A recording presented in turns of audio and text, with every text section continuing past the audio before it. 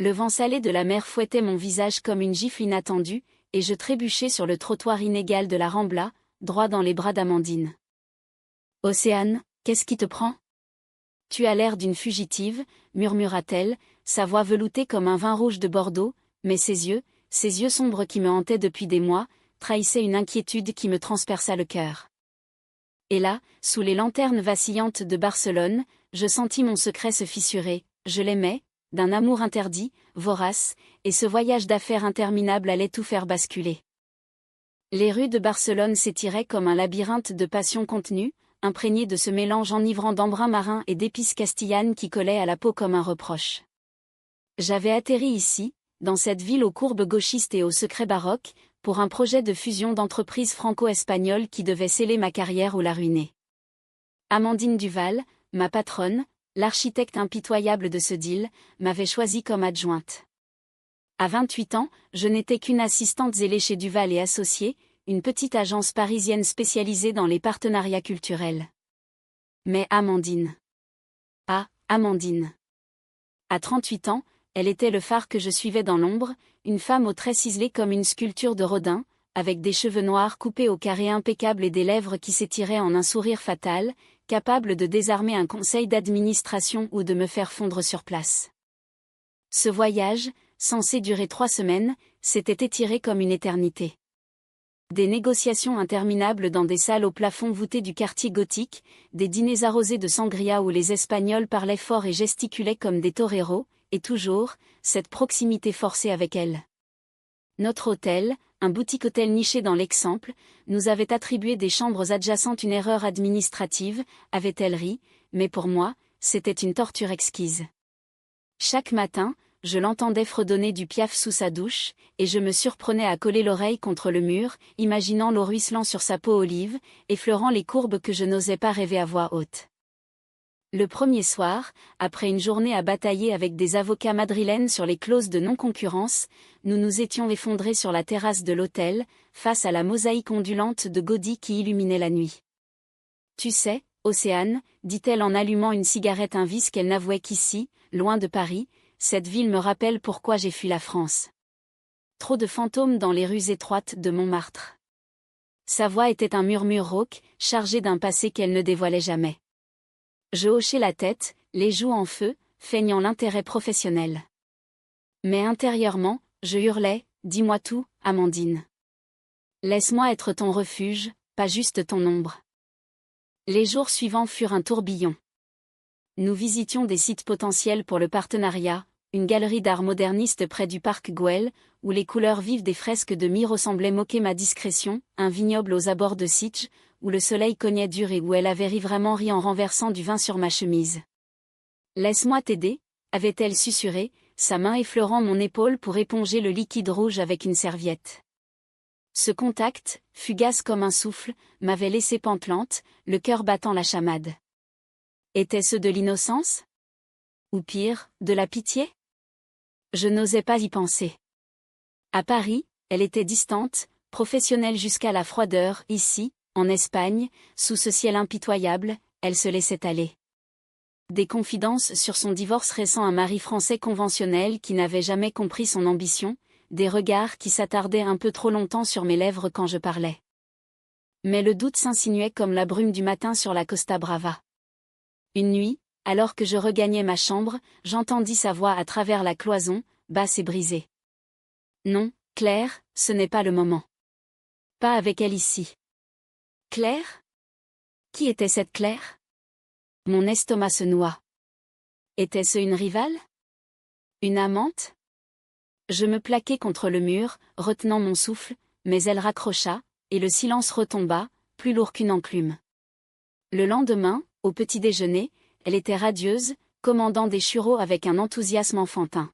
« Océane, joins-toi à moi pour un bain de minuit ce soir ? La plage de Barceloneta est magique sous la lune. » Mon cœur sauta un battement. Était-ce une invitation innocente, ou le début de quelque chose de plus profond ? Nous y allâmes, après une journée épuisante à négocier des royalties avec des galeristes catalans. La mer était noire, phosphorescente par endroits, et l'air chargé d'iode et de jasmin des jardins voisins. Amandine se déshabilla sans fausse pudeur, sa silhouette athlétique se découpant contre les vagues, et plongea avec un cri de joie. Je la suivis, tremblante, l'eau froide mordant ma peau comme un avertissement. Nous nagions côte à côte, nos rires se mêlant au ressac. Puis, soudain, elle s'arrêta, me faisant face dans l'eau jusqu'à la poitrine. « Pourquoi me regardes-tu comme ça, Océane ? Comme si j'étais un trésor que tu crains de briser ?» Sa main effleura mon bras, et je sentis des étincelles. Les mots montèrent en moi comme une marée, parce que je t'aime, Amandine. Depuis le premier jour, dans ce bureau gris de Paris. Mais je l'ai ravalé, hochant la tête avec un sourire forcé. Parce que tu es irremplaçable, voilà tout. Cette nuit-là, je ne dormis pas allongé sur mon lit, les draps froissés comme mon âme, je repensais à Claire, à ce voyage qui nous isolait du monde mais nous rapprochait dangereusement. Le lendemain, une réunion cruciale avec les partenaires espagnols nous attendait, un dîner au cœur du barrio Gótico, dans un restaurant aux murs tapissés de azuléjo bleu. Amandine était éblouissante dans une robe rouge sang, ses cheveux relevés en un chignon lâche qui laissait échapper des mèches rebelles. Moi, en tailleur noir sobre, je me sentais fade, invisible. Mais pendant le repas, alors que les verres de Rioja circulaient et que les rires fusaient en castillan rapide, elle posa sa main sur la mienne sous la table.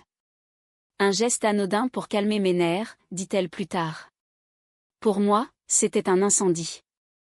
La tension culmina 2 jours plus tard, lors d'une escapade imprévue à Montserrat, la montagne sacrée aux pics dentelés comme des cathédrales gothiques.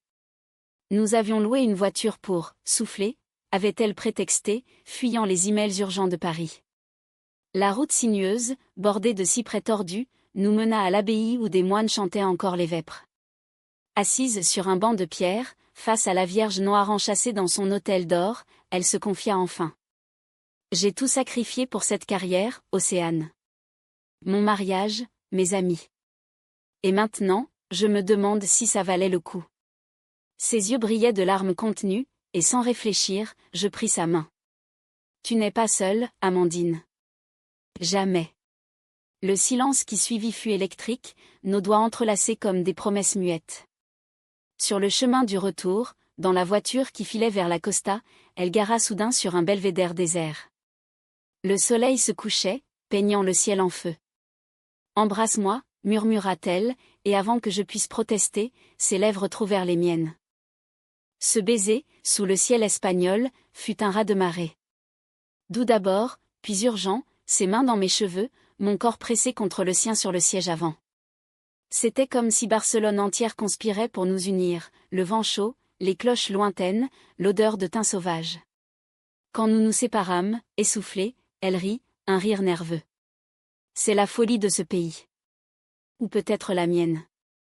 Mais dans ses yeux, je vis plus, une faim, une peur. Nous rentrâmes à l'hôtel sans un mot, mais cette nuit, nos chambres ne furent plus séparées que par une porte que je franchis en tremblant. Les jours suivants s'écoulèrent dans une brume de désir et de déni, comme un opéra de Verdi joué en sourdine. Amandine et moi, nous dansions sur le fil du rasoir, des regards complices pendant les réunions, où je négociais des clauses avec une assurance nouvelle, nourrie par son approbation muette, des escapades volées, comme cet après-midi au marché de la Boqueria, où elle me glissa une figue mûre entre les lèvres, ses doigts s'attardant juste assez pour me faire rougir sous les regards indifférents des marchands. « Tu es délicieuse quand tu rougis », chuchota-t-elle, et je sentis mon monde basculer. Pourtant, le fantôme de Claire planait, un murmure insidieux dans les recoins de mon esprit. Qui était-elle ? Une ex, une collègue, ou pire, une amante actuelle ? Le projet avançait, heureusement. Les Espagnols, charmés par le charisme d'Amandine, cette façon qu'elle avait de pencher la tête en écoutant, de caresser l'air d'un geste élégant, signèrent les préliminaires lors d'un apéritif au Yacht Club de Porvel. Toast au cava pétillant, embrassade sur les joues, et moi, en retrait, savourant le triomphe comme un vin rare. Ce soir-là, nous fêtâmes en privé, une bouteille de champagne millésimée sur notre terrasse commune, les lumières de la ville scintillant comme des promesses. Assises par terre, adossées à la rambarde, nos épaules se touchaient. À nous, Océane. À ce que nous pourrions être. Ces mots étaient un baume, mais teintés d'hésitation. Je posai ma tête sur son épaule, inhalant son parfum de jasmin et de tabac froid. Et si c'était déjà nous, répondis-je, la voix tremblante. C'est alors qu'elle parla de Claire. Pas en détail, non, Amandine n'était pas femme à se confier comme dans un roman de Madame de Lafayette, mais en fragments, comme des éclats de verre. Claire était son amour de jeunesse, une artiste peintre rencontrée à l'école des Beaux-Arts de Paris, 15 ans plus tôt. Elles avaient partagé un atelier rue de Rivoli, fumant des Gauloises en débattant de féminisme et de révolution. Elle m'a appris à voir le monde en couleur, Océane. Mais j'ai fui, comme toujours. Pour le travail, pour la sécurité. Sa voix se brisa, et je sentis des larmes chaudes sur ma tempe. Claire vivait maintenant à Madrid, mariée à un galeriste, mais des appels sporadiques ravivaient les braises. « Et toi » demanda-t-elle soudain, se tournant vers moi, ses yeux sont dans les miens. Je déglutis. Comment avouer que mon cœur, depuis mon arrivée chez Duval et Associés, n'appartenait qu'à elle? À cette femme qui commandait des salles de réunion d'un claquement de doigts, mais qui, seule avec moi, redevenait vulnérable, presque enfantine. Au lieu de mots, je l'embrassai. Un baiser lent, explorateur, mes mains glissant sous sa chemise de soie pour caresser la courbe de son dos. Elle gémit doucement, un son qui résonna en moi comme une symphonie. Nous fîmes l'amour là, sur la terrasse, sous le voile des étoiles catalanes, nos corps se mêlant dans une danse primitive et tendre. Ses caresses étaient précises, comme si elles cartographiaient mon âme, les miennes, hésitantes d'abord, puis affamées, traçant des chemins sur sa peau que personne n'avait foulés depuis trop longtemps. Après, enlacée dans les draps froissés de ma chambre, elle murmura, « Ne me laisse pas te briser, Océane. » Je ne le supporterai pas, je serrai sa main, ignorant l'avertissement dans ses mots. Mais la réalité nous rattrapa comme une vague traîtresse. Le lendemain, une urgence, un appel de Paris signalant une fuite dans les négociations. Les partenaires espagnols doutaient de notre engagement, influencés par un concurrent lyonnais. Amandine entra en mode guerrière, passant des heures au téléphone, son visage durci par la concentration.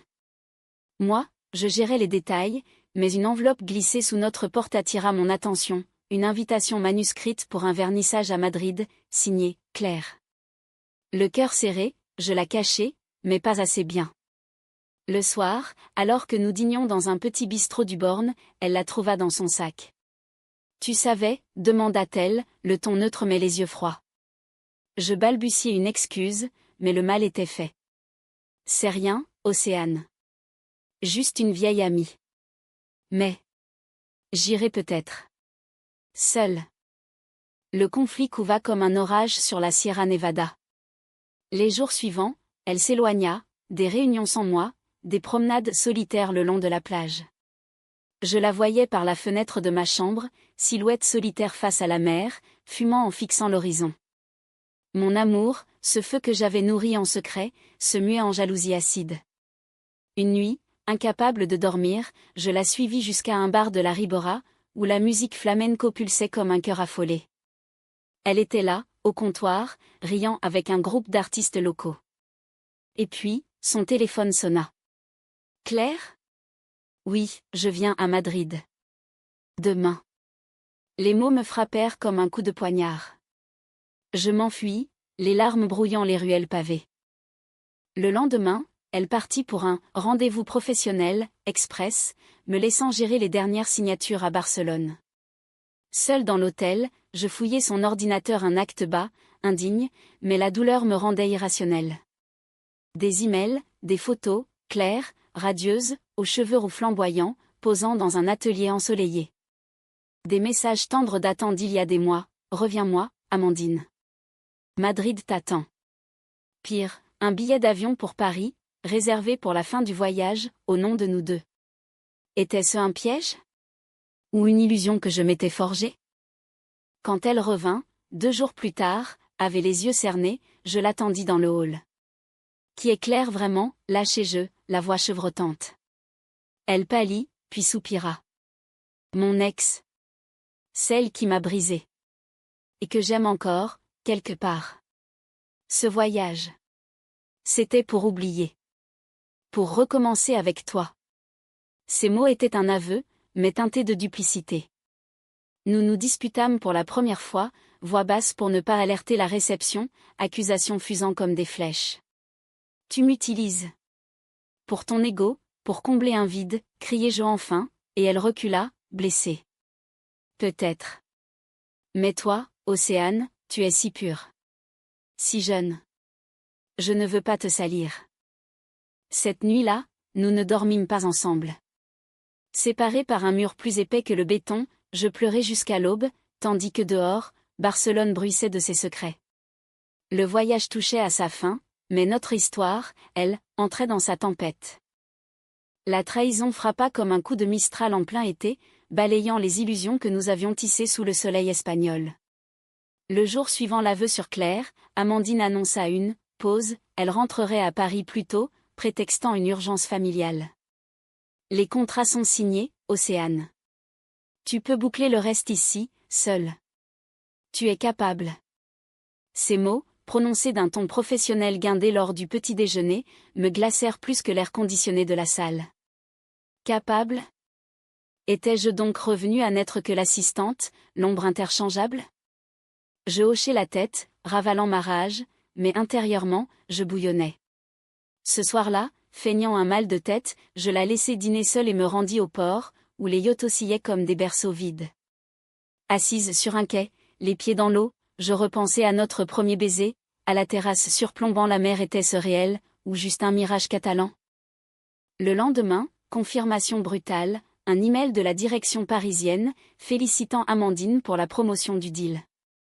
Et mentionnant une récompense personnelle, un poste à Madrid, aux côtés d'un partenaire clé. Le galeriste de Claire?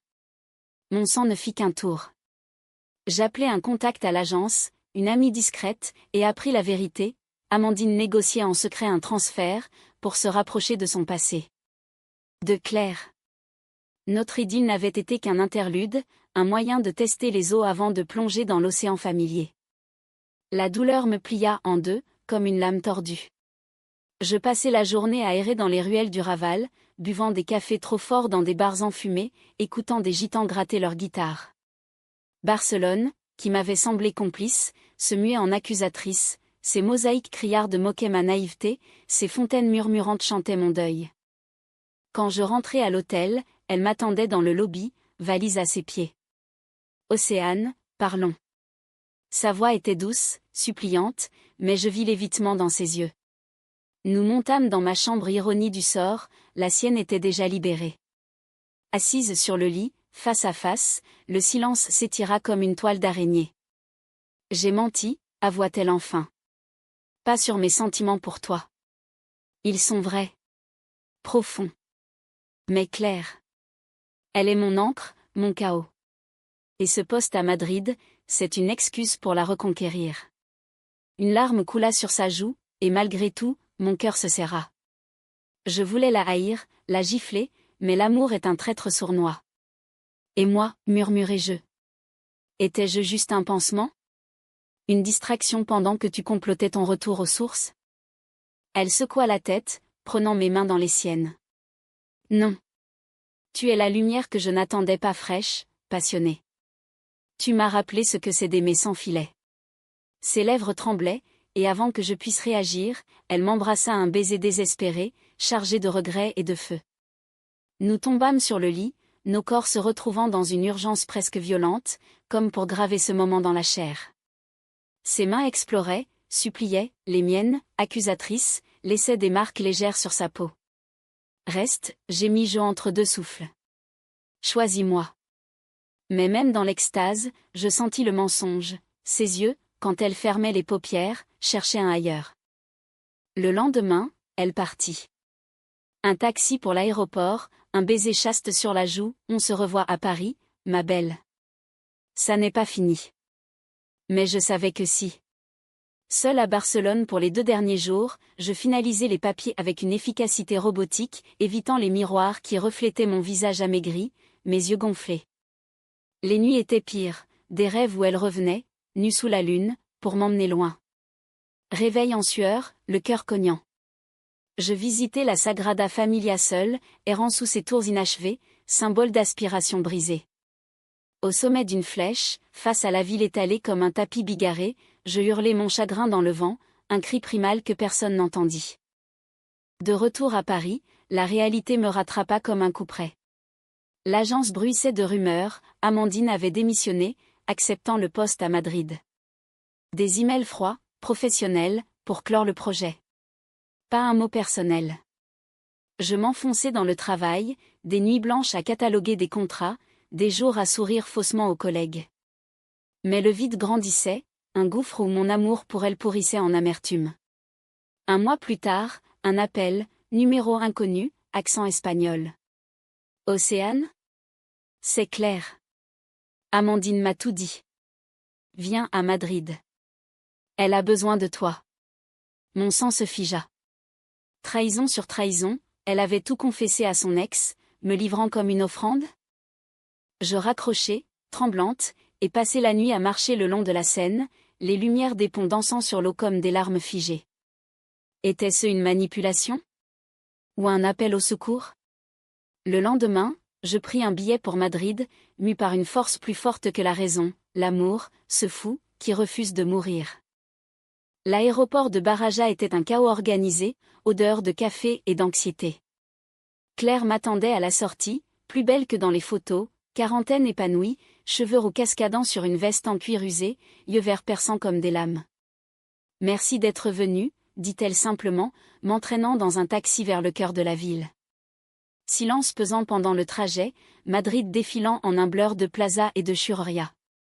Amandine est brisée, expliqua-t-elle enfin. Elle est revenue pour moi, mais c'est toi qu'elle pleure. Depuis des semaines. Son appartement, un loft dans le quartier des Lettres, était un sanctuaire d'art, toiles abstraites aux couleurs vives, livres empilés comme des tours instables.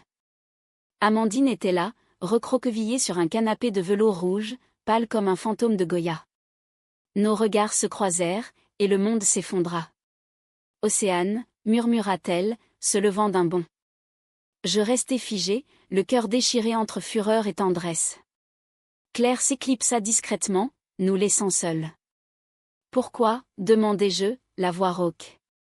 Pourquoi me faire venir, après tout ça ? Elle s'approcha, hésitante, et prit mon visage entre ses mains. Parce que je me suis trompée. Claire est le passé. Toi.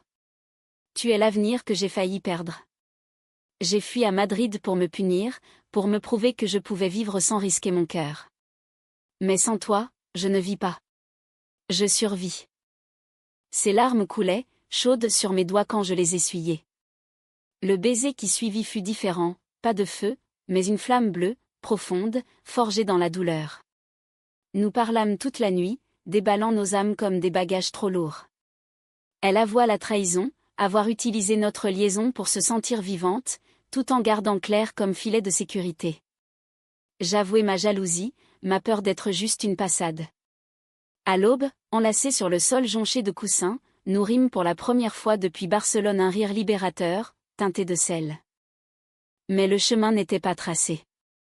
Claire revint, non pour reconquérir, mais pour bénir, allez-y, les filles. L'amour n'est pas un monopole. Une femme forte, blessée elle aussi, qui choisit la générosité. Amandine démissionna du poste madrilène, optant pour un freelance qui nous laisserait libres. Et moi ?